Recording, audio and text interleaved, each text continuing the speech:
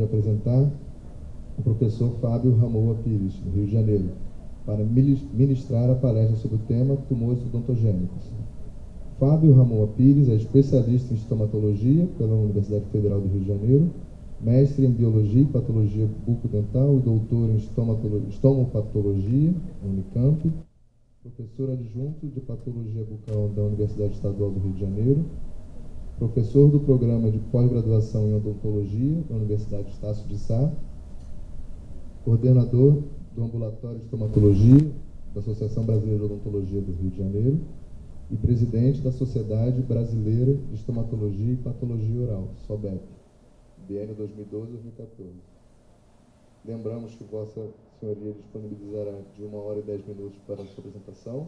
Ao faltarem 5 minutos, o Matheus, o famoso Matheus, avisará e sinalizará quando terminar o seu tempo. No final, temos aqueles 20 minutos para o debate. Fique à vontade.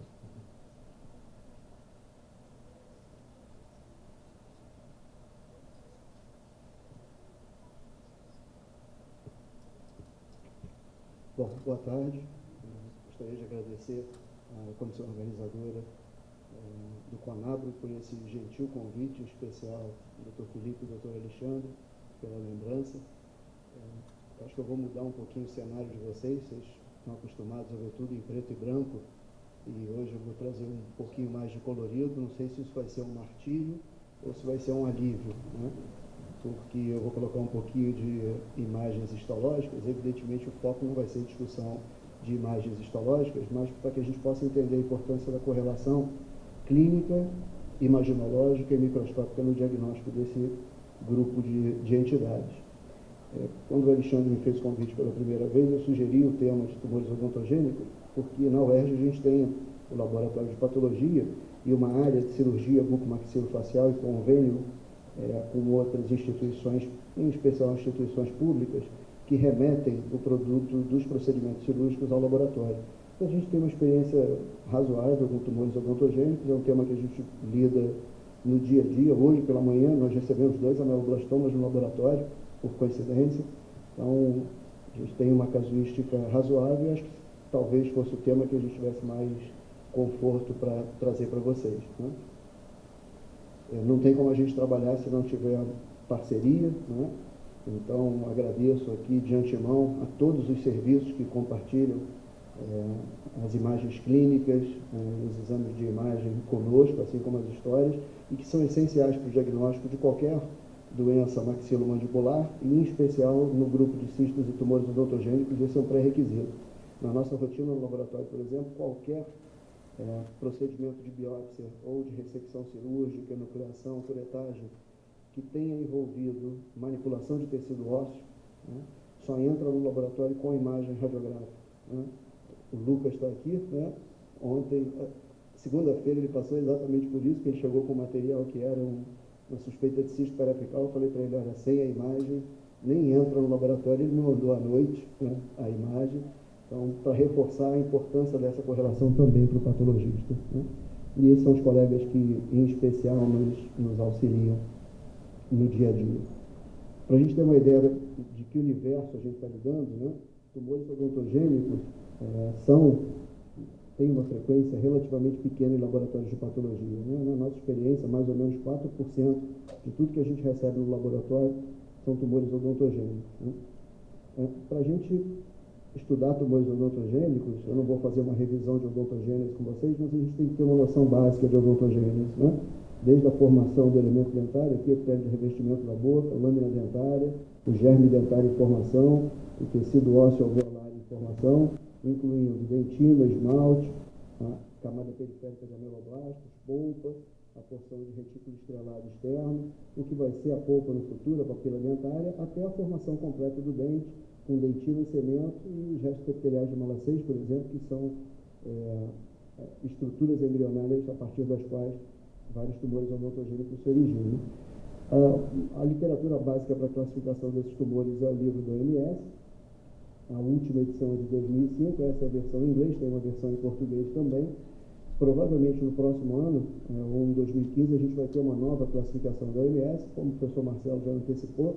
Eventualmente, algumas entidades vão trocar de lugar uma vez mais, né? O tumor odontogênico adenomatoide é um deles, provavelmente o tumor odontogênico queratocístico ou queratocista odontogênico vai voltar para o grupo dos cistos, assim como outras entidades vão surgir na nova classificação, né?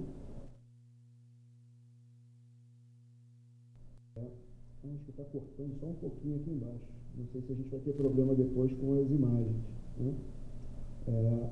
A classificação de tumores odontogênicos leva em consideração as entidades benignas, né? 3 grandes grupos: epiteliais com participação ectomesenquimal e o ectomesenquimal exclusivo, com ou sem componentes epiteliais.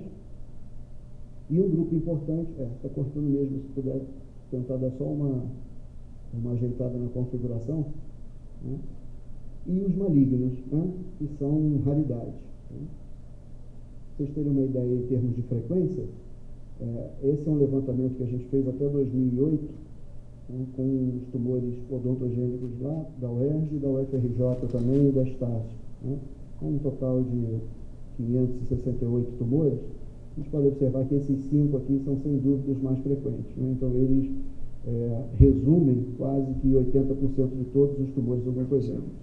O queratocisto, ameloblastoma, odontoma, o que era conhecido como cisto de Gorlin, que agora tem esse nome bonito de tumor odontogênico cístico calcificante, e o mixoma e as suas derivações, né? Tumores odontogênicos malignos são muito incomuns, e mesmo com todos esses subtipos, ainda tem alguns tumores odontogênicos que não são classificados como nenhuma dessas entidades, né? Em termos gerais, os tumores odontogênicos começam a surgir em pacientes a partir da 2ª década de vida, indo até o final da 5ª década. Então, essas são as faixas etárias preferenciais.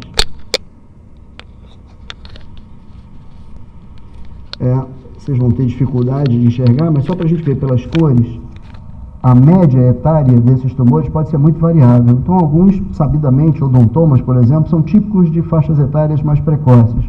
Outros, os tumores malignos, são típicos de pacientes mais idosos. E entender um pouquinho essa distribuição é importante no momento que a gente faz o diagnóstico.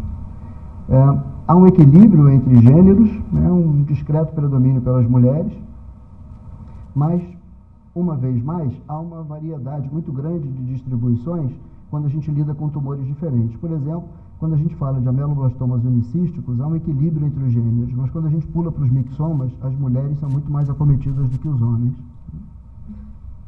Em geral, mandíbula e, em especial, a região posterior é o sítio de localização preferencial, então o foco principal nosso de diagnóstico diferencial é nessa região. Mas, mais uma vez, há uma variedade muito grande de distribuição. Então, quando a gente olha, por exemplo, os ameloblastomas unicísticos, o predomínio pela mandíbula é marcante, né? Na região posterior em especial. Mas quando a gente olha, por exemplo, o cisto de Gorlin, o tumor odontogênico cístico calcificante, há um equilíbrio, inclusive o predomínio da maxila. Então é importante conhecer essa distribuição. Qual é o nosso objetivo com essa apresentação? Falar um pouquinho sobre o diagnóstico diferencial dos tumores odontogênicos, chamando a atenção para as principais características clínico-radiográficas e microscópicas. E para isso, eu poderia fazer uma apresentação formal, né, como a gente geralmente faz para a graduação, usando a classificação e falando dentro de cada grupo, cada um dos tumores, né? Acho que isso ficaria mais cansativo.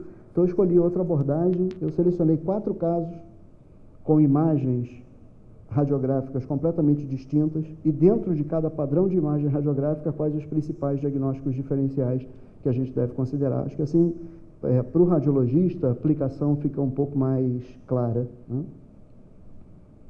Bom, o primeiro caso, um paciente do gênero masculino, jovem, se apresentou com uma queixa de dor e desconforto na mandíbula, uma evolução aproximada de 4 meses. Ele procurou um dentista que o encaminhou ao estomatologista em junho de 2011. Não tinha nada de relevante na história médica. O curioso é que ele estava em terapia ortodôntica há 5 meses, ou seja, ele tinha colocado o aparelho ortodôntico 1 mês antes do início dos sintomas, né? E apresentava um aumento de volume na região posterior da mandíbula. Isso aqui a gente está vendo o paciente em repouso, já dá para perceber um pequeno aumento de volume aqui, ele com a boca aberta, o aumento de volume é mais fácil de ser visualizado, consistência pétrea, né, dura, óssea. Aqui a gente observa a imagem clínica, né, paciente em terapia ortodôntica, um discreto aumento de volume nessa região, mas que se estendia também para a região lingual. E aqui a gente já começa a observar que há uma mudança de coloração em relação à mucosa, que sugere para a gente que exista dentro dessa lesão algum conteúdo líquido, né? Foram solicitadas radiografias periapicais e panorâmicas para esse paciente. A gente observa aqui na panorâmica uma área osteolítica, né? A princípio unilocular, promovendo o afastamento desses dois elementos dentários, né? Muito bem delimitada, né? Promovendo o afastamento do nervo alveolar inferior e reabsorção da raiz mesial desse primeiro molar. Aqui a gente observa, foi solicitado em paralelo a ele um exame tomográfico pela técnica Conibin. A gente observa o abaulamento de corticais, as dimensões da lesão, né? E ali a imagem panorâmica da lesão. Então, as opções nossas foram tumor odontogênico queratocístico, muito embora esse deslocamento de elementos dentários não seja comum no queratocisto, um ameloblastoma, é uma boa possibilidade pelo local anatômico, uma lesão central de célula gigante, na idade desse paciente, é uma alternativa de diagnóstico que a gente sempre tem que considerar, e o profissional que o encaminhou e que atendeu junto conosco, insistiu na possibilidade de um cisto periapical. Evidentemente, para isso, todos os pacientes que têm lesões próximas a elementos dentários passam por uma avaliação endodôntica. Os dentes responderam ao teste de vitalidade pulpar, o que exclui a possibilidade de lesão inflamatória, e foi feita uma punção aspirativa, mostrou um conteúdo fluido, sanguinolento, e depois uma biópsia incisional. Com o resultado da biópsia incisional, a lesão foi removida por completo. Aqui a gente observa o dente reabsorvido, a lesão removida por completo, os dois elementos dentários adjacentes removidos no mesmo tempo cirúrgico pela perda óssea, respectivamente mesial e distal, que os acompanhava. E a gente observa aqui uma cavidade, uma cápsula e um epitélio, só que um epitélio mais espesso do que a gente esperaria para as entidades císticas mais convencionais. E nesse epitélio tem uma camada de células colunares aqui embaixo e um retículo estrelado num padrão que é totalmente compatível com o diagnóstico de ameloblastoma unicístico. Não vou torturar vocês muito com as imagens histológicas, podem ficar tranquilos, né? Essa é a imagem clínica dele em março de 2012, agora ele tem 26 meses de acompanhamento, sem evidência de doença no local. Essa é a imagem clínica em março de 2012, um pouquinho menos, 9 meses, né? 9 a 10 meses depois do tratamento. Aqui para a gente fazer a comparação, né? A imagem em março de 2012 a imagem inicial. O curioso nesse caso foi a colocação do aparelho ortodôntico, né? Com certeza essa lesão pelo padrão radiográfico não tinha 4 meses de evolução só, então ela provavelmente estava presente no momento da colocação do aparelho ortodôntico, mas a gente não teve acesso a radiografias dele sem o aparelho ortodôntico, né? Mas pelo comportamento biológico dessas lesões, o mais provável é que ela já estaria no local. Então a gente está lidando nesse primeiro caso com uma área radiolúcida unilocular bem delimitada, com cortical de esclerose, abaulamento de cortical, afastamento dos dentes, levando a um desconforto local e induzindo reabsorção radicular. O que a gente deve considerar dentro daquela lista? Tumor odontogênico queratocístico se apresenta como áreas uniloculares ou multiloculares, né? É um coringa, pode aparecer em qualquer região dos maxilares, muito embora a região posterior de mandíbula seja sem dúvida mais comum. E se a gente olhar essas 4 apresentações radiográficas, vai perceber, né, que o padrão de imagem radiográfica pode ser muito heterogêneo, né? Variando desde imagens uni a multiloculares em qualquer sítio anatômico, desde lesões, incluindo lesões grandes e lesões muito discretas, que provavelmente não produziriam nenhum transtorno clínico ao paciente. Se a gente colocar o queratocisto dentro dos tumores odontogênicos, ele é disparado o tumor odontogênico mais comum, né, suplantando odontomas e ameloblastomas. A gente, há pouco tempo, fez esse trabalho com 177 casos de queratocisto odontogênico, e aí chamando mais uma vez a atenção para a distribuição etária, né, indo aí da 2ª à 4ª década de vida, né, com uma discreta predileção pelas mulheres, né, e mais uma vez aqui chamando a atenção para essa predileção pela mandíbula, né, podendo se apresentar como imagens uniloculares ou multiloculares, né. O curioso é que muitas vezes, mesmo no laboratório, a gente recebe um material dizendo que se trata de uma imagem radiolúcida, mas sem especificar se a imagem é uni ou multilocular. Aliás, isso é mais frequente até do que as outras 2 categorias. E é importante para o patologista ter contato com essa informação, né? Então, lesões muito pequenas, que não produzem nenhuma deformidade local, multiloculares, até lesões maiores com aquele padrão de crescimento do queratocisto, crescendo no sentido antero-posterior e abaulando muito pouco as corticais, de maneira que a gente pode ter lesões realmente muito extensas, sem que o paciente tenha percepção clínica da sua presença. Frequentemente, essas lesões se situam próximas a elementos dentários, né? Não no caso de lesões multiloculares, mas no caso de lesões uniloculares, isso pode simular doenças perirradiculares inflamatórias e frequentemente acabam levando a tratamento endodôntico com finalidade terapêutica sem indicação. Alguns desses tumores podem ser muito extensos, né? Esse menino tinha um aumento de volume na região posterior de mandíbula. A gente observa aqui, comparando o fundo de vestíbulo de um lado e do outro, a extensão da lesão, ela vai desde o canino contralateral até o côndilo, né, do lado afetado, deslocando esses dois elementos dentários da sua posição anatômica habitual, isso em 2003. Presença de queratina é um achado extremamente frequente no queratocisto, muito embora a ausência da queratina no procedimento cirúrgico não exclua a possibilidade de queratocisto. O diagnóstico é microscópico, não só a evidenciação da queratina, até porque existe outra entidade, cisto odontogênico ortoqueratinizado, que é uma entidade distinta, de comportamento biológico diferente, que também tem queratina no seu interior. A gente pode observar na punção e na abertura cirúrgica. Esse é o mesmo paciente, 8 meses depois, mostrando aquele segundo molar migrando na direção da cavidade, né? Foi submetido a um procedimento de descompressão como tratamento, mostrando aqui no oclusal o abaulamento, né? E no exame tomográfico o abaulamento que essa lesão pode produzir, que é relativamente pequeno se a gente tomar em conta o tamanho e a extensão da lesão e a idade do paciente, né? O paciente à época com 13 anos. E aqui mostrando esse mesmo paciente, pós-operatório, né, já fechado, e aqui a neoformação óssea na região. A descompressão ajuda a manter a integridade de corticais, e aí você pode fazer um procedimento cirúrgico mais conservador e, em crianças, né, oferecer uma morbidade menor, em virtude do procedimento de tratamento.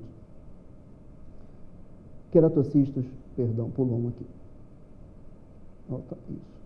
Queratocistos podem surgir na maxila também e simular doença perirradicular inflamatória, né? Essa talvez seja a principal mensagem desse caso. Tem um dente com uma abertura coronária, tem um aumento de volume nessa região e tem a saída de uma fístula pelo palato, ou seja, tudo conspira a favor, né, de uma doença perirradicular inflamatória, né? Na panorâmica a gente tem dificuldade de observar a lesão. Aqui a gente já observa um abaulamento de cortical por vestibular, né? Há uma rarefação na região de seio maxilar, e aqui a gente observa as dimensões da lesão ocupando quase que completamente o seio maxilar. Esses procedimentos de descompressão eles são muito úteis, né, nessas lesões muito grandes, poupam o paciente de um procedimento cirúrgico mais agressivo. Não estou me entendendo muito bem com esse passador aqui não, eu estou apertando muito forte ou muito fraco. Passei mais um? Não, esse mesmo. Uma outra paciente mostrando um aumento de volume na região de fundo de vestíbulo, deslocamento dos dentes da sua posição anatômica habitual, uma imagem radiolúcida com os elementos dentários contidos, ou pelo menos sobrepostos a essa imagem, na região anterior de mandíbula, né? Nesses casos, evidentemente, a solicitação de uma panorâmica é fundamental. A gente observa aqui o incisivo lateral e o canino, e mais uma vez o procedimento de descompressão. Evidentemente, esse fragmento removido vai para a análise histológica e é a partir dele que a gente consegue chegar ao diagnóstico final. Em alguns casos, a gente interpõe aqui um obturador para facilitar a permanência da abertura, né? Esse paciente tinha um queratocisto na região posterior de mandíbula, né? E aqui o mesmo paciente, num intervalo de aproximadamente 3 anos, mostrando neoformação. Olhem novamente aqui com nitidez o canal alveolar, né? E foi associado aqui o procedimento de biópsia e a remoção desse terceiro molar. Enxergar queratina no interior da cavidade é muito comum. Alguns queratocistos são pequenininhos, como esse, outros são imensos, né? Como esse aqui que a gente está vendo, a peça tem 9 centímetros, né, em conjunto, né? Frequentemente tem um elemento dentário associado, especial em pacientes jovens e habitualmente um terceiro molar, né? Nos pacientes com síndrome de Gorlin-Goltz isso é ainda mais comum, né? Que é uma consideração que a gente sempre tem que ter nos queratocistos. O material geralmente vem fragmentado para a gente, que pode ser um problema de diagnóstico. Aqui está a queratina, cistos satélites aparecem com frequência, e essa é uma imagem muito feliz de um queratocisto. A gente observa aqui o revestimento do queratocisto. Quando chega nesse momento, o revestimento fica alterado, em presença de um infiltrado inflamatório. Se a gente tivesse um fragmento de biópsia só dessa região, talvez no laboratório a gente tivesse dificuldade em chegar ao diagnóstico final de queratocisto. Então, representatividade da amostra no procedimento de biópsia é essencial para o diagnóstico correto. Amostras muito pequenas, muito fragmentadas e de áreas muito inflamadas né, podem levar a um diagnóstico descritivo inconclusivo. E aí a gente foge do que é a indicação básica, que seria o diagnóstico correto para tratamento. A imagem histológica do queratocisto é muito clássica, né? Tem essa camada basal empaliçada, superfície corrugada, queratina no interior e uma separação do epitélio com conjuntivo. São os critérios básicos de diagnóstico, né? O diagnóstico é relativamente simples, a não ser quando a gente tem alterações no epitélio. Então, esse foi parte do trabalho que a gente fez. Vocês observem que 68% dos casos tinham inflamação em uma ou outra área, né? E aqui são só alguns exemplos para vocês visualizarem isso. Aqui é um revestimento do queratocisto e aqui é parte do revestimento. Olhem como esse epitélio é completamente diferente desse. Se a gente tivesse um pedacinho só daqui, a gente teria dificuldade de diagnóstico. Aqui o diagnóstico é muito tranquilo, né? Só como exemplo. E a gente tem feito alguns trabalhos experimentais com queratocisto, tentando entender comportamento biológico, né? Um deles foi esse, com a presença de mastócitos, né? Até porque eles liberam algumas enzimas que estimulam a reabsorção óssea. Então, teoricamente, aqueles tumores mais agressivos seriam os que expressariam o maior número de mastócitos e, consequentemente, seus produtos de degradação. E isso acontece com mais frequência em áreas mais inflamadas, né? Sustentando que talvez esses queratocistos inflamados progridam de maneira mais agressiva, né?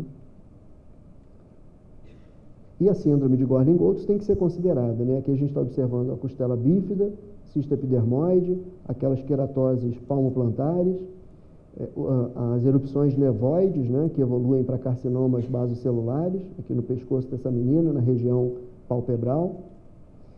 Múltiplos queratocistos, tem um aqui, né, outro aqui em cima, envolvendo esse dente não erupcionado. Aqui outro exemplo, uma área no ramo, outra área no corpo da mandíbula, outra área de corpo e ramo, né, e uma outra cometendo a região posterior de maxila, incluindo aqui um microdente, né, e aqui a paciente depois de operada.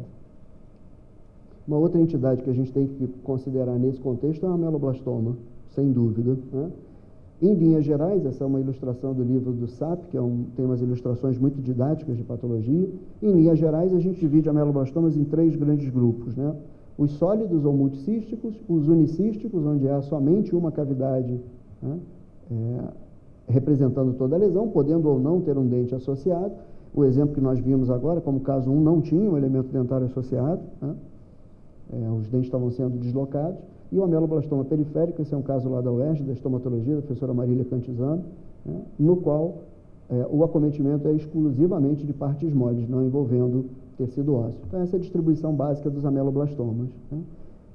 Especificamente para esse caso, a gente teria que considerar as imagens de ameloblastomas que são uniloculares, e aí serviriam como diagnóstico diferencial, né.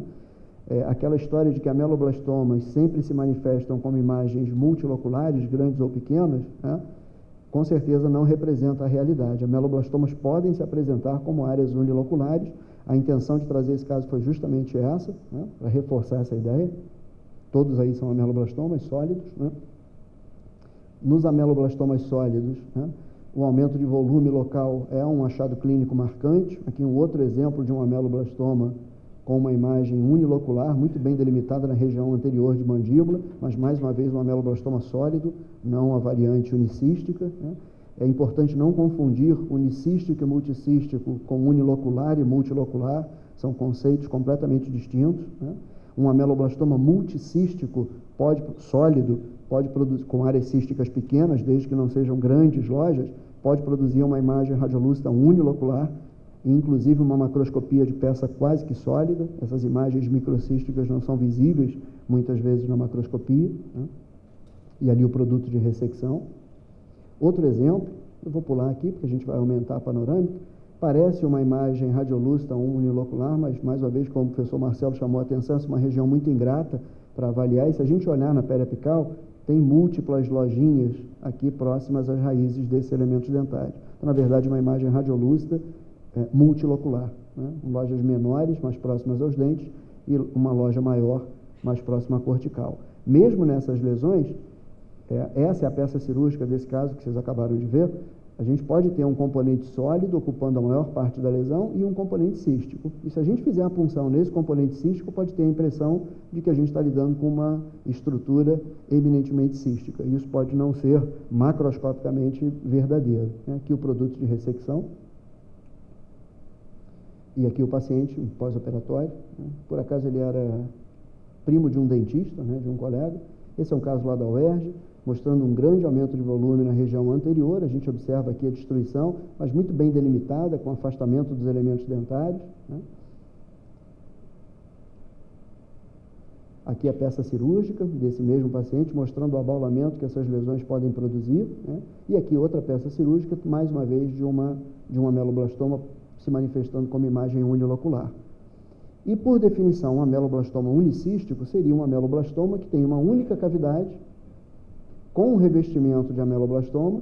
Esse revestimento pode produzir pequenas projeções para a cápsula, pode produzir projeções intraluminais e pode produzir ilhas isoladas dentro da cápsula. Essa forma, que é chamada de forma mural, provavelmente na nova classificação da Organização Mundial de Saúde, também vai ser separada do ameloblastoma unicístico e vai ser classificada como ameloblastoma sólido, porque o comportamento biológico e a forma de tratamento deve acompanhar as mesmas formas que são dedicadas aos ameloblastomas sólidos.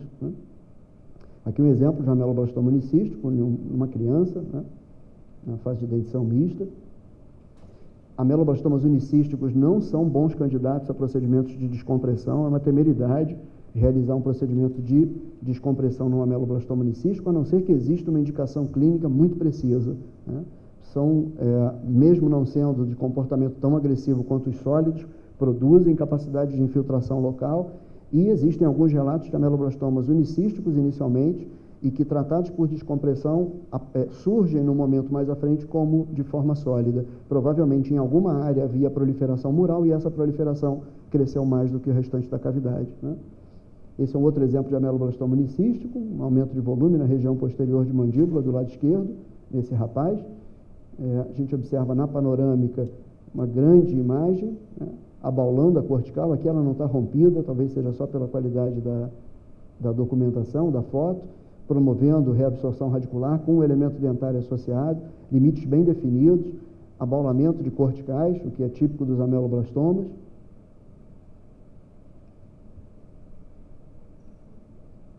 E aqui a gente observa o que por definição faz parte...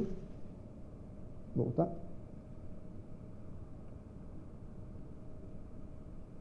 Aqui. O que por definição faz parte do que foi descrito por Robson como o perfil dos ameloblastomas unicísticos. Uma única cavidade, podendo ter um elemento dentário associado, ela pode ter até reentrâncias, mas uma única cavidade. Por definição, a gente deve encontrar isso. O problema é que a gente só encontra isso quando tem a peça cirúrgica, e aí o paciente já foi tratado. Então, para o patologista, pode ser uma situação confortável, porque quando você tem um fragmento, pode liberar um laudo sugestivo de ameloblastoma unicístico, mas sempre uma observação. É fundamental ou é necessária a avaliação de toda a peça cirúrgica para confirmação diagnóstica. E aí o problema passa a ser do cirurgião. O que dedicar como forma de tratamento àquele paciente? Um tratamento mais conservador ou mais agressivo? E os riscos e benefícios que essa decisão vai trazer. Nesses ameloblastomas, a gente observa uma única cavidade com projeção intraluminal ou essas pequenas projeções na direção da cápsula. Só que nem tudo é tão simples assim, Então a gente olha aqui o que seria um perfil bom para um ameloblastoma unicístico, um paciente jovem, tem líquido no interior, muito embora a imagem seja multilocular, abaulamento de corticais. Na peça cirúrgica tem cavidade, mas tem área sólida. Então a gente observa em algumas áreas a cavidade, mas em outras crescimento sólido na direção da parede. Esse é um ameloblastoma que tem que ser tratado como uma forma sólida. Aqui, 2 exemplos lá da UERJ, e agradeço aqui aos colegas que submeteram o material, imagens muito parecidas, uma de cada lado da mandíbula, muito parecidas, um ameloblastoma unicístico, outro um ameloblastoma sólido, para imagens absolutamente idênticas, em pacientes na mesma faixa etária, com elemento dentário associado, um padrão muito semelhante. E o ameloblastoma periférico, no qual pode existir apenas uma depressão no osso alveolar, mas não a lesão primariamente surgindo a partir do tecido ósseo. Cortesia da professora Marília Cantizano. E a quarta variante, né, que seria a mais incomum, a ameloblastoma desmoplásico, que pode aparecer até com um aspecto semelhante a lesões fibróseas benignas, né? Uma imagem mais mista. Provavelmente essa entidade também vai sair do grupo dos ameloblastomas, que ele é completamente distinto do que a gente vê para todos os outros ameloblastomas. Poxa, a foto mais bonita, vou passar rápido, espera aí. Esse controlezinho aqui, tem um... Será que tem outro aí? Vou voltar aqui. Volta mais um só, por favor. Uma foto bonita ali, daquele barquinho que faz a volta ali do Centro Cultural da Marinha, faz a volta por dentro da lagoa, e você tem uma visão bonita ali do Flamengo, né, e da orla, da Bahia, né, no interior da Bahia. O segundo caso é uma senhora, 53 anos de idade, com um aumento de volume na maxila há 3 anos, e a queixa dela era a dificuldade de usar a prótese, né? Ela procurou um CD, que a encaminhou ao estomatologista, a primeira consulta em março de 2011, era hipertensa controlada, e havia um aumento de volume na região posterior direita da maxila. Essa é a imagem clínica, o aumento de volume, dá para a gente ver até aqui o espaço negativo da prótese, né? Ela estava tentando continuar a utilização, mas não estava conseguindo, e aqui a gente observa na maxila uma imagem radiolúcida multilocular, rompendo inclusive cortical, e aqui tendo o perfil de partes moles acompanhando. Essa é a imagem na tomografia, lesão ocupando completamente o seio maxilar. Como eu não sou radiologista, não vou me atrever numa plateia de radiologistas a tentar fazer uma descrição imaginológica, é o máximo que um patologista consegue ir, né? Pelo menos eu consigo ir, né? Não vou generalizar todos os patologistas, né? Promovendo ruptura de algumas corticais, não, pelo menos a fragilização de algumas corticais, lesão extensa, né? A hipótese clínica nossa foi de um ameloblastoma. A ameloblastoma não ocorre em maxila, ocorre sim. É muito mais infrequente do que mandíbula, mas também pode ocorrer em maxila. Um mixoma, uma lesão de células gigantes ou um fibroma ossificante em quarto lugar e bem distante das outras possibilidades.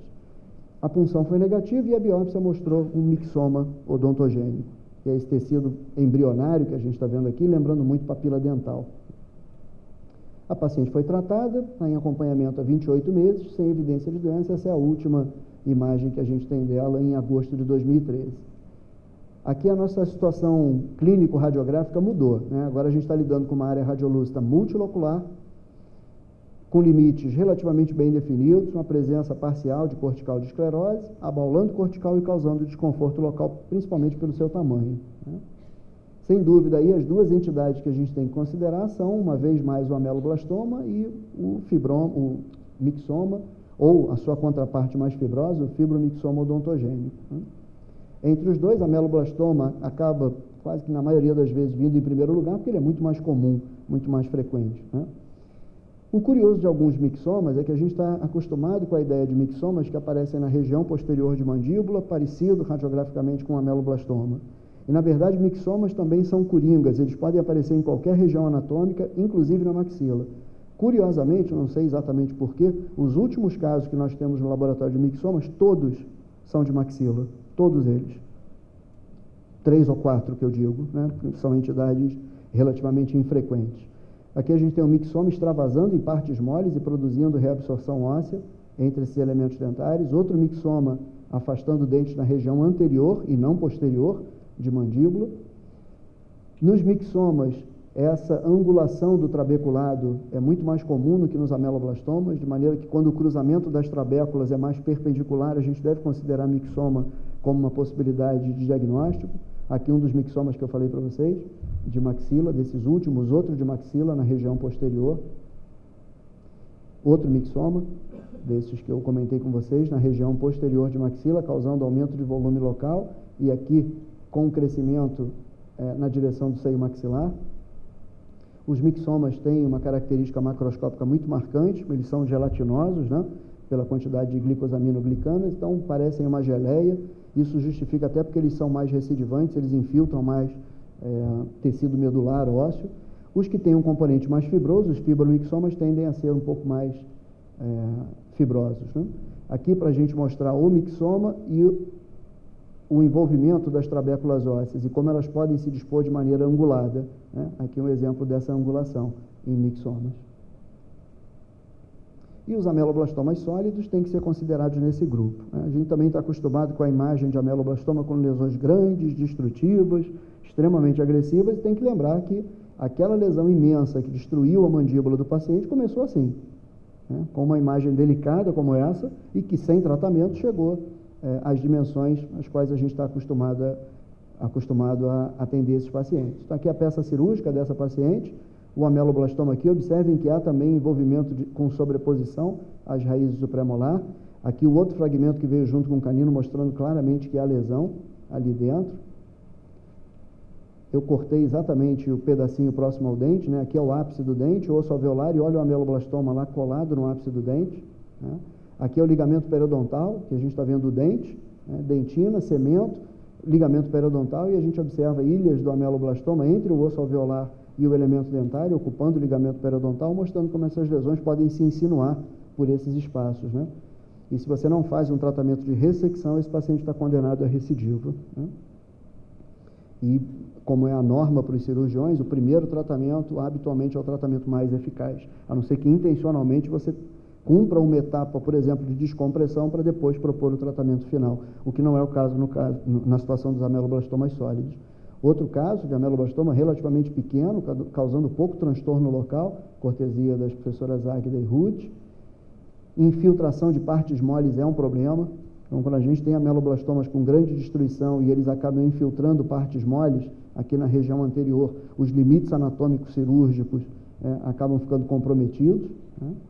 Outro exemplo, na região posterior de mandíbula, descompressão definitivamente não é adequada para esse tipo de tumor, né? São tumores agressivos. Tem, inclusive, alguns patologistas médicos que sustentam a possibilidade de classificar o ameloblastoma como doenças de comportamento incerto, que seriam um meio termo entre lesões benignas e malignas, né? E, para falar a verdade, se a gente olhar com bastante critério, eles estão certíssimos nessa observação, né? Porque se a gente olhar o conceito do que é benigno, cresce empurrando os tecidos adjacentes, aqui francamente a gente tem invasão e destruição. Um sujeito pode perder completamente a mandíbula por um ameloblastoma, né? E esse definitivamente não é o comportamento que a gente espera de uma neoplasia benigna, né? Ameloblastomas de maxila são um problema, eles podem infiltrar estruturas adjacentes e podem levar o paciente a óbito com mais facilidade do que os ameloblastomas de mandíbula, né? Aqui outro ameloblastoma pequenininho. Podem aflorar na boca, produzindo ulceração superficial, né? Como a gente está vendo aqui, a mesma imagem, né? O mesmo paciente.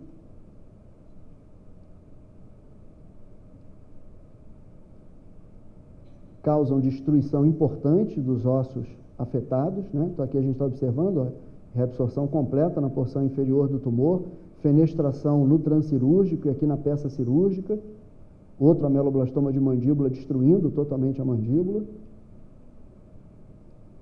E essa é a norma do que a gente recebe, né? Infelizmente, no laboratório. São tumores imensos, né? Monstruosos, tratados com grandes ressecções, e aqui para chamar a atenção, que uma entidade que a princípio tem uma grande cavidade cística é capaz de produzir uma destruição como essa, né? Esses tumores podem ter alguma agressividade microscópica, né? Mas a presença dessas células colunares aqui são fundamentais, é fundamental para o diagnóstico. Outros ameloblastomas, ali, mais um imenso, né? Destruindo completamente a mandíbula, e se a gente observar só na peça cirúrgica, as margens estão claramente comprometidas, né? Se a gente olhar só a peça, sem olhar microscopia. Podem chegar perto da mucosa da boca, né? Aqui é um bom exemplo, aqui é o osso alveolar, uma parte sólida do ameloblastoma e uma parte cística. Chamar a atenção como eles podem ter essas grandes áreas císticas, simulando cistos odontogênicos, né? Vou passar bem rápido essa parte. O padrão principal é esse, que é o folicular, né? Com essas ilhas, né? É o padrão típico dos ameloblastomas, e frequentemente ele se associa com um outro padrão, que é chamado padrão plexiforme. Esse padrão aqui, em que essas ilhas vão se fusionando, formando redes ou plexos, né? É outra imagem bonita, né, do rio. O terceiro caso é de uma paciente jovem, também assim como o primeiro, um aumento de volume na maxila há cerca de 6 meses.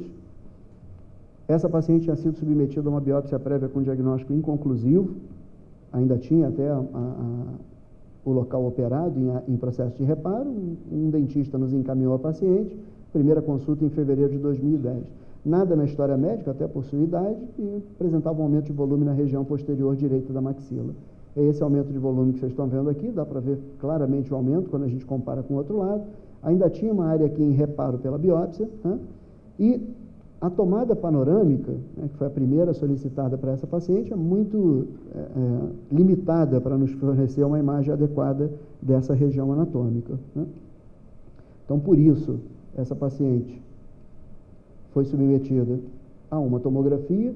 A gente observa mais uma vez, né, o velamento quase completo do seio maxilar do lado direito, quando comparado ao lado esquerdo, abaulamento na direção da cavidade bucal, rompimento da parede anterior. A gente observa aqui a projeção, né, na direção da cavidade bucal.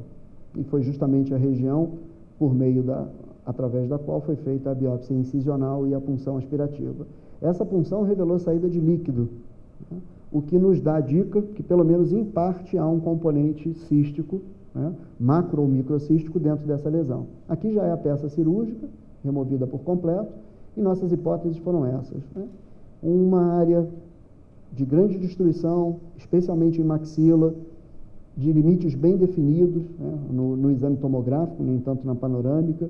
Considerar a possibilidade do cisto de Gorlin ou de tumor odontogênico cístico calcificante como sinônimo é uma possibilidade importante. De qualquer maneira, doenças mais agressivas têm que ser consideradas no diagnóstico diferencial. E aí, no caso da porção anterior dos maxilares, a lesão central de células gigantes tem a sua indicação, né, como diagnóstico diferencial. Bom, o cisto de Gorlin, ele caracteristicamente é marcado pela presença dessas células aqui. A gente consegue ver muito bem o contorno da célula, mas não consegue ver o núcleo. Essas células aí que são chamadas células fantasmas, né, que caracterizam o cisto de Gorlin ou tumor odontogênico cístico calcificante, aqui a cavidade cística. Células fantasmas podem estar presentes em outras entidades, então não é o único critério de diagnóstico, mas sem dúvida é o critério mais marcante para esse grupo de entidades. O diagnóstico final foi esse. Ela está em acompanhamento há 18 meses, né? Essa é uma imagem em agosto de 2011, a gente já não observa o aumento de volume, né, e a radiografia panorâmica de controle. Então agora a gente está lidando com uma área radiolúcida, unilocular de maxila. Eventualmente a gente pode encontrar, como foi muito bem colocado pelo professor Marcelo, focos radiopacos no interior dessas lesões. Eu propositalmente selecionei uma imagem que não tinha focos radiopacos para chamar a atenção justamente do contrário. Tumor de Pindborg, tumor odontogênico cístico calcificante, tumor odontogênico adenomatoide, frequentemente são diagnósticos diferenciais uns dos outros, que eles se apresentam como áreas radiolúcidas com focos radiopacos. Dependendo do local anatômico, da idade do paciente, a gente vai favorecer uma ou outra possibilidade. Mas nem sempre esses focos radiopacos estão presentes. Eu gostaria de chamar a atenção para que a gente não se fixe nessas possibilidades só com a presença dos focos radiopacos. Eles podem ser considerados também só com as imagens puramente radiolúcidas. Esses três, essa tríade, né, faz parte do diagnóstico diferencial principal para esse padrão de imagem, né?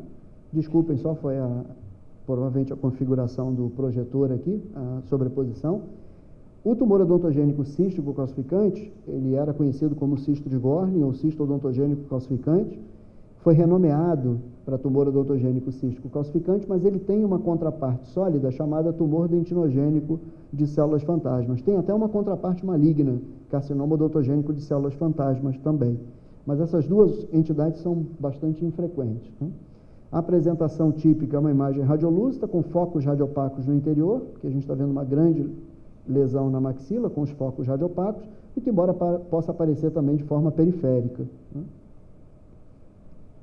Essa imagem clínica é cortesia de um colega do México, né? Então a gente pode dividir, não sei se a bateria está ficando fraca, a gente pode dividir basicamente nesses três subtipos: tumor odontogênico cístico calcificante, dentinogênico de células fantasmas e o carcinoma odontogênico de células fantasmas. Esse é um outro exemplo. Essa menina tem um aumento de volume na região de maxila, do lado direito.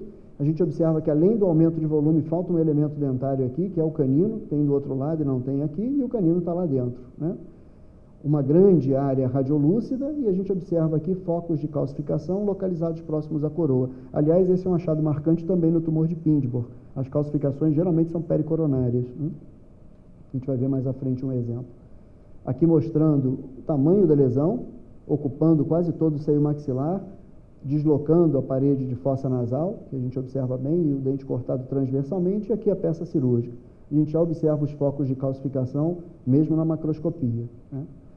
Outro exemplo, uma imagem radiolúcida, deslocamento dos elementos dentários. Se a gente for olhar em detalhe, na panorâmica e na periapical, a gente já consegue visualizar pequenos focos de mineralização. E ali a peça cirúrgica.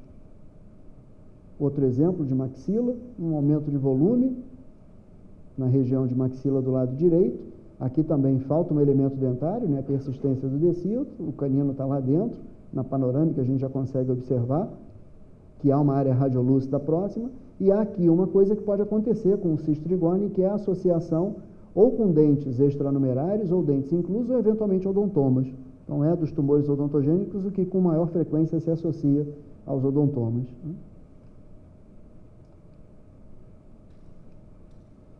Aqui a gente observa na macro.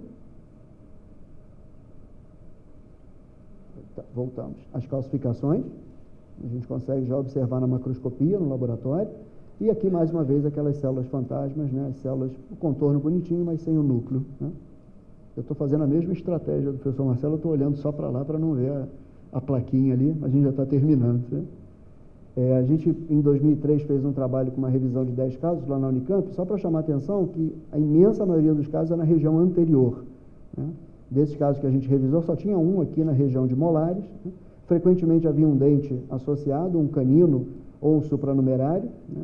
E, a despeito do subtipo microscópico e do potencial de proliferação, esses tumores têm um comportamento biológico muito indolente.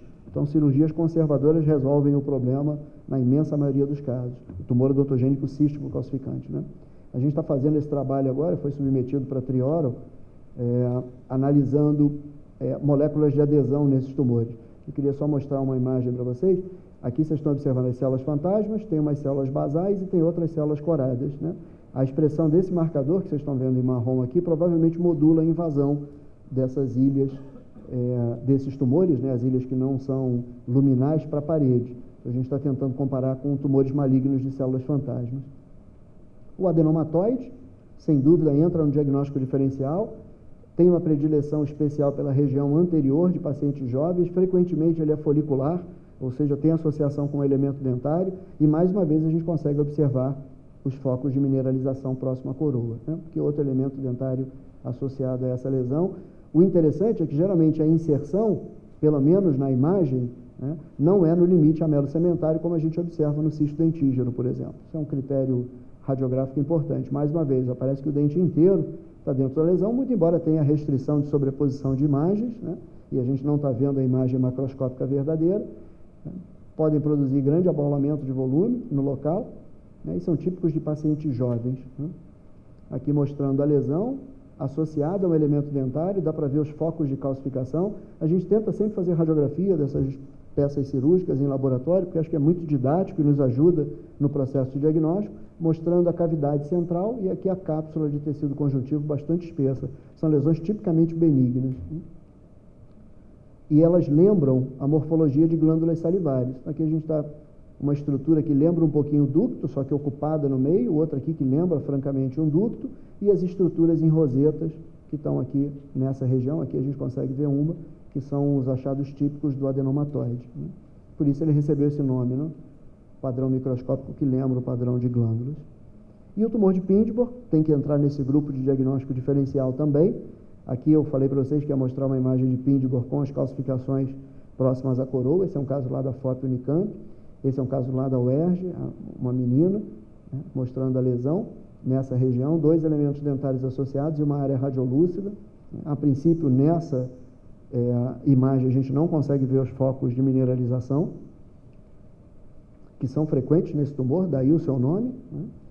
Um outro exemplo, onde não fica clara a presença da mineralização, uma área radiolúcida, bem delimitada na região posterior de mandíbula, associada à região periapical desses elementos, mas se estendendo até a cortical inferior, né, e deslocando um pouquinho o terceiro molar para a distal. Aqui a peça cirúrgica de um tumor de Pindborn, mostrando o dente e as calcificações aderidas à coroa. Então, esse padrão de calcificação próxima à coroa é muito comum em Pindborn. nem sempre a gente vai enxergar as calcificações. Então, esse é outro exemplo de Pindborn. A gente observa aqui as peças, né, as duas metades da peça cirúrgica, radiografadas, e não há evidência de mineralização no interior. Isso não exclui de maneira alguma a possibilidade de Pindborn. Até porque, por vezes, as calcificações podem ser tão discretas que elas não aparecem na imagem radiográfica. Esse tumor tem uma particularidade muito interessante. Ele tem basicamente 3 componentes, né? Um componente epitelial, um componente que lembra amiloide e as calcificações. E o interessante desse tumor é que quando a gente olha o componente epitelial, as células podem ser muito pleomórficas, simulando inclusive neoplasias malignas. Então, quando a gente tem uma biópsia muito pequena, que eventualmente só traga para a gente o componente epitelial, e tem um componente epitelial atípico, a gente pode ter dificuldade de diferenciar esse tumor de uma neoplasia maligna epitelial primária, né? Evidentemente, quando você sabe que a imagem é intraóssea, que é radiolúcida com pontos de calcificação, tem um dente associado, tudo favorece interpretar o quadro como Pindborn, né? Mas nem sempre essas informações estão tão claras na ficha de requisição. E esse material amiloide pode ser corado com vermelho Kong, e aqui a refringência numa coloração esverdeada em polarização, né? A gente fez um trabalho agora há pouco tempo, saiu agora há pouco tempo, com folículos pericoronários. Isso é um folículo pericoronário convencional que tem áreas que simulam tumor de Pindborn. Como os tumores de Pindborn frequentemente têm elementos dentários associados, uma suposição que existe é que esses folículos com áreas de Pindborn, se fossem deixados lá, em algum momento produziriam um tumor de Pindborn. Continuariam crescendo e produziriam a neoplasia. A outra vertente encara esses achados como achados embrionários, como degenerações, ou seja, não tem nenhuma relação com a evolução tumoral. A gente fez um trabalho agora há pouco tempo com um grupo de tumores de Pindborn e esses folículos, e a princípio os achados microscópicos e imunohistoquímicos são idênticos, o que não descarta a possibilidade que eles possam evoluir para um tumor de Pindborn. É óbvio que a gente não vai ficar observando um dente incluso que tenha indicação de extração, né, com a possibilidade de se tornar um tumor de Pindborn, até porque essas entidades são raras, né, mas é um achado interessante, né. Uma dessas moléculas foi essa molécula de adesão CD138. Esse é o trabalho, saiu agora em dezembro de 2013, com 19 casos, né, nós incluímos 19 casos nesse estudo, e só para chamar a atenção do padrão da doença, acomete homens e mulheres com uma frequência muito parecida, uma média etária na 4ª década de vida, a maioria dos casos na mandíbula. E aqui o interessante, dos 22 casos nos quais, da literatura, né, que tinham a imagem radiográfica bem definida, em 15 casos a imagem era mista e em 7 casos a imagem era radiolúcida, né, o que aqui nessas séries que nós analisamos comparativamente, só para chamar a atenção que a gente pode ter a imagem puramente radiolúcida nessa entidade também. E aqui cito aqui os marcadores que nós usamos no Pindborn e nos folículos com áreas de Pindborn, e o padrão de expressão foi muito semelhante, né? Para quem não conhece o Rio, para quem é de fora, aqui é a Catedral Metropolitana, né, o prédio lá da Avenida Chile, e aqui é a região do Circo Voador, né? Vocês hoje têm a programação na Lapa, né, no Rio Cenário, é muito próximo dessa região. É uma região bastante agradável, né, boêmia e bastante agradável do Rio. E o último caso, uma menina de 13 anos de idade, com um aumento de volume na mandíbula, com evolução de 3 meses. Esse caso é bem recente, eu trouxe, acho que a documentação é bastante adequada para essa discussão. A paciente tinha dor e desconforto no local, procurou um CD que a encaminhou ao estomatologista, né, primeira consulta agora, como eu falei para vocês, há 2 meses, até pela idade, nenhuma alteração relevante na história médica, só com um aumento de volume na região posterior direita de mandíbula. O curioso é que esse aumento de volume era predominantemente lingual, né? O aumento por vestibular era muito discreto, vocês estão vendo aqui, comparativamente. No extraoral a gente praticamente não observava simetria, um pouquinho de aumento de volume nessa região, porque o aumento era predominantemente lingual, né?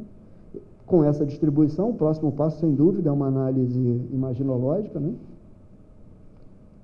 Então, foram solicitadas as radiografias convencionais, né? Técnicas convencionais. Volta. Pode voltar? Voltar. Aí. Aqui a gente observa na panorâmica uma imagem radiopaca circundada por um halo radiolúcido, muito bem delimitada, sobreposta às raízes desse primeiro molar inferior, se estendendo até essa porção mais superior do rebordo, e aqui a gente observa que essa massa se projetava predominantemente para lingual, né? Então, a gente solicitou um exame tomográfico, né? Eu queria fazer aqui um agradecimento, não tem absolutamente nada comercial envolvido, pelo amor de Deus, mas queria fazer um agradecimento ao pessoal lá da SEDIT, que, pela proximidade do Recreio com a empresa, tem cedido várias tomografias de maneira gratuita para esses pacientes que não têm possibilidade nenhuma de custeá-las, né? E sem restrição nenhuma. Então, queria fazer um agradecimento aí ao Deluiz, ao Léo, ao Dudu, ao Alessandro pela cordialidade e pelo respeito aos pacientes quando eles nos concedem. Na verdade, não estão concedendo para a gente, estão concedendo ao paciente essa gentileza. E eu não queria fazer em público, porque ele está presente aqui, né? Mas ao Rubinho também, que da mesma maneira nos ajuda com isso, né? Atendendo esses pacientes que não têm como custear esses exames. Então, aqui a gente observa que há uma união verdadeira dessa massa com o elemento dentário, né?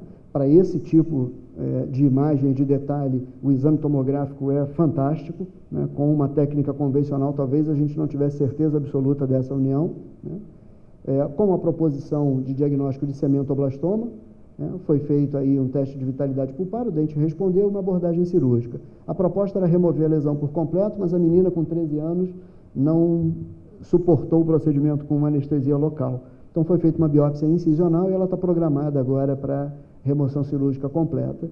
Evidentemente, quando a gente tem essas áreas radiopacas, né, a gente tem que considerar outras possibilidades de diagnóstico diferencial. Então, ostente condensante, quando há comprometimento endodôntico do elemento dentário, hipercementose, sem dúvida, em cementoblastomas pequenos é um diagnóstico diferencial importante. Odontoma complexo, a gente viu um exemplo na apresentação do professor Marcelo, onde há um halo radiolusto separando a lesão do osso adjacente, assim como no cementoblastoma, mas não há união verdadeira com o elemento dentário, e esse é um dado importante. E as osteoescleroses idiopáticas, nas quais geralmente não há esse halo radiolusto separando a massa do osso adjacente, há uma união verdadeira, né? E na maioria das vezes não produzem nenhum transtorno clínico, nem são tratadas cirurgicamente. E aí, com essa biópsia incisional, a gente conseguiu aqui a imagem, né, do cementoblastoma, uma área mais mineralizada e uma área menos mineralizada. Como eu falei para vocês, ela vai fazer o procedimento cirúrgico no ambiente hospitalar. E esse último grupo, esse último caso, exemplifica uma área radiopaca circundada por halo radiolusto, com limites bem definidos, presença de cortical de esclerose, abaulamento de cortical e desconforto local, que é um achado comum no cementoblastoma, dor associada, e a necessidade de avaliar a relação com os dentes adjacentes. Então, a gente considera como diagnóstico diferencial aqui odontomas e cementoblastomas, né, para imagens radiopacas. O padrão típico dos odontomas, né, quando a gente observa os múltiplos dentículos ou os odontomas complexos, são mais comuns em região posterior de mandíbula. Podem estar associados à retenção de elementos dentários, aliás, isso é muito frequente, deslocamento e retenção, um bom exemplo de odontoma composto, região anterior de mandíbula. Um bom exemplo de odontoma composto, na região anterior de mandíbula, e mais uma vez a gente tem aquela situação do paciente em tratamento ortodôntico com odontoma. Odontomas, sabidamente, são doenças que por muitos são consideradas até como amartomas, então o que se espera é que eles tenham um longo tempo de evolução, né? E a primeira coisa que veio na nossa cabeça aqui, bom, esse odontoma já existia quando esse rapaz colocou o aparelho ortodôntico, né?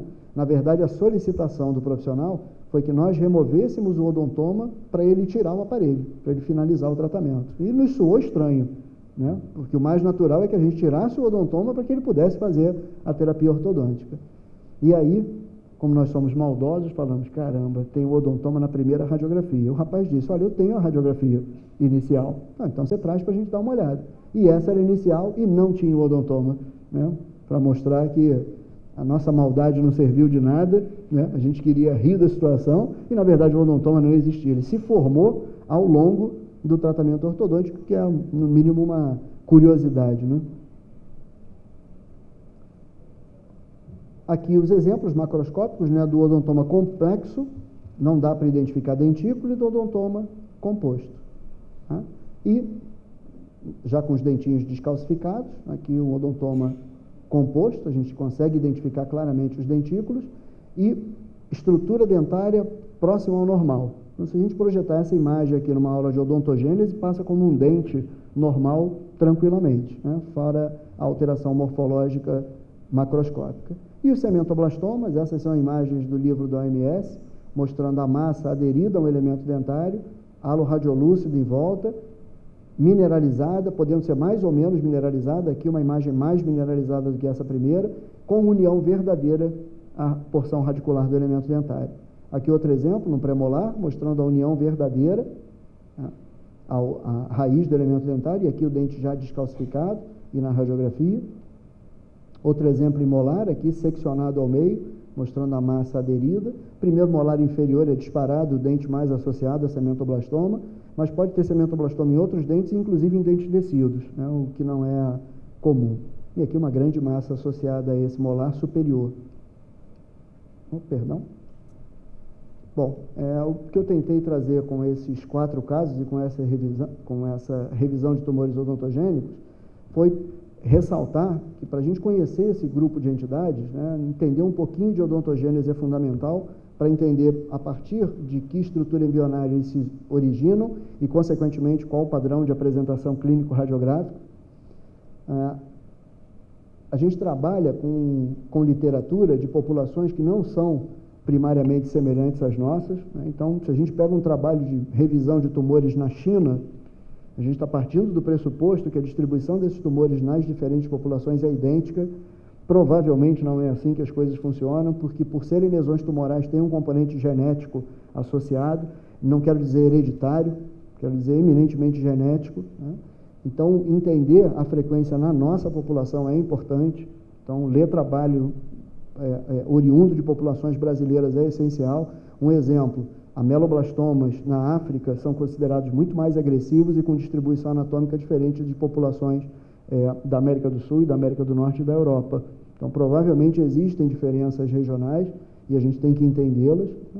E, sem dúvida nenhuma, acho que a mensagem final, se você não tiver uma boa avaliação imaginológica, e esse é o motivo pelo qual no laboratório a gente não recebe material que não tenha exame de imagem, né, quando a biópsia é intraóssea, evidentemente, ou pelo menos manipulou tecido ósseo por proximidade, porque essa associação clínico-imaginológica com a patologia é essencial para diagnóstico preciso. E diagnóstico preciso conduz a tratamento adequado. Essa é a norma e a mensagem principal. A gente ouve falar disso sempre, mas colocar em prática não é fácil. Não é fácil.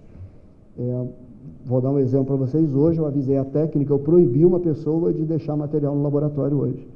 Tem lá persona não grata e é uma amiga, né? Então, obviamente é de brincadeira, mas tem lá um papel escrito, olha, se for receber material da fulana, liga para mim antes, que eu tenho que saber o que é e se a radiografia veio junto. Porque a gente fica nessa, eu vou mandar por e-mail depois, e o depois nunca chega. Chega no dia que o paciente liga cobrando o laudo. Aí a pessoa liga para lá e quer o laudo em 12 horas. E manda a radiografia e em 15 minutos depois, olha, eu acabei de mandar, você já deu o laudo? Não deu nem um tempinho para você estudar, né, e poder chegar ao diagnóstico final. Então a gente tem funcionado super bem, né, mas é um trabalho de formiguinha, né. Queria só fazer a divulgação da SOBEP para vocês, para quem não conhece, essa é a página da SOBEP, estomatologia.com.br, é bem simples, né. Lá tem informações sobre a sociedade, sobre vários eventos, né? Esse é o nosso próximo evento, né? Tem um pessoal aqui de Campina Grande, não tem? Estou vendo aí de longe, não tinha falado ainda não, mas estou vendo aí. Tem um pessoal de Campina Grande, então é o nosso próximo evento, lá 23 a 26 de julho, em Campina Grande, vai ser muito agradável. Se não for, falem com eles aí depois, marquem bem eles, se alguém aparecer lá e não gostar, né? E nós temos uma revista também, que aceita trabalhos submetidos de várias áreas, das áreas afins, né? Em especial a estomatologia, a patologia, né? Associações, radiologia e cirurgia bucomaxilofacial ou crânio-maxilofacial. Então, fiquem já convidados a submeterem os trabalhos lá para a nossa revista, lá para o Jordi. Poxa, a foto do Cristo não vai aparecer? Mais bonita? Tem que voltar. Tira esse pão de açúcar daí. Bota. Hã? Aí, pronto. E Netshoes ainda, fazendo propaganda. Tá, então, tem o meu e-mail de contato, se vocês precisarem de alguma coisa. Né? Obrigado. Obrigado mais uma vez pela gentileza do convite. Nós que agradecemos pela brilhante palestra e em nome do Nono Conabro, agradecemos o apresentador Fábio Ramoa Pires e passamos às suas mãos o certificado que registra a sua passagem por esse evento.